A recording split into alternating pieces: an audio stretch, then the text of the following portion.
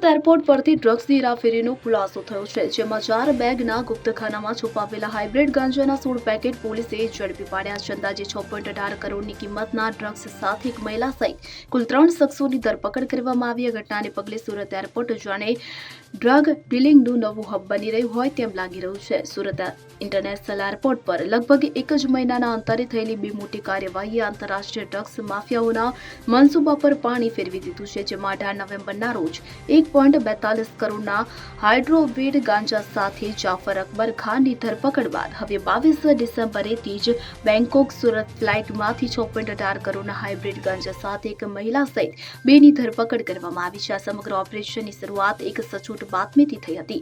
પોલીસને ખબર મળી હતી કે ચેન્નાઈના રહેવાસી મોહમ્મદ ઇકબાલ અહેમદ ખાનને રાશિયા અબ્દુલ કપૂર બેંકોકથી એર ઇન્ડિયા એક્સપ્રેસની ફ્લાઇટ નંબર IX263 માં નશીલા પદાર્થોનો મોટો જથ્થો લઈને સુરત આવી રહ્યા છે. તારીખ 22 ડિસેમ્બર 2025ના રોજ રાત્રે 7:40 કે જેવી ફ્લાઇટ લેન્ડ થઈ ત્યારે બાતમી મુજબના આ બંને પેસેન્જરોને સુરત એરપોર્ટ પર અટકાવવામાં આવ્યા હતા. તેમની ગતિવિધિ શંકાસ્પદ જણાતા સુરક્ષા એજન્સીઓએ તુરંત જ તેમની સઘન પૂછપરછ અને તપાસ શરૂ કરી દીધી હતી.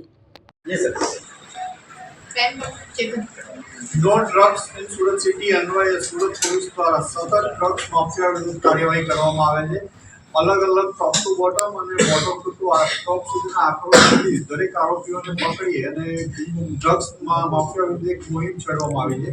ગઈકાલે આ જ અનુસંધાને મને એક બાતમી મળી હતી કે બેંકોકથી સુરત આવતી એર ઇન્ડિયા એક્સપ્રેસની ફ્લાઇટ IX263 માં બે પેસેન્જર છે, મોહમ્મદ ઇકબાલ અહેમદ ખાન અને રાશિયા કપૂર. આ બંને બેંકોકથી સુરત આવે છે અને આમની પાસે હાઇબ્રિડ ગાંજો છે. આ ઇન્ફોર્મેશનના આધારે સુરત ક્રાઇમ બ્રાન્ચના police inspector SM Parmar, Jain Goswami અને ડુમસ પોલીસની ટીમ સાથે લઈ તુરંત ત્યાં એરપોર્ટ ઉપર રેડ કરવામાં આવી હતી. જ્યારે ફ્લાઇટ 7:40 આવી બંને પેસેન્જરોને આઈડેન્ટિફાઈ કરી અને એમને અલગ લઈ જવામાં આવ્યા હતા અને એમની પાસેથી બે ચેકિંગ લગેજની બે બેગો મળી હતી.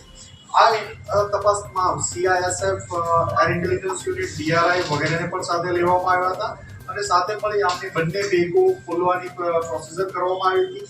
બંને બેગોમાં બીજી બે બેગ અંદર બીજી મળી હતી, તો ટોટલ 4 બેગ થઈ. આ ચારે બેગના દરેક સાઈડના cover double bag cover pack કરીને રાખવામાં આવ્યા હતા. આ કવર હટાવતા દરેક નીચેથી 2 પેકેટ મળ્યા હતા. આમ કુલ 4 બેગમાંથી 16 પેકેટ અમને મળી આવ્યા હતા, જેનું વજન કરતા અંદાજે 17.600 ગ્રામ જેટલું એમનું વજન થયેલું હતું. આમને કાર્બન પેપર, ફોઇલ પેપર વગેરેથી કવર કરવામાં આવ્યા હતા અને કન્સીલ કરીને બેગમાં કેવિટી બનાવીને લાવવામાં આવ્યા હતા.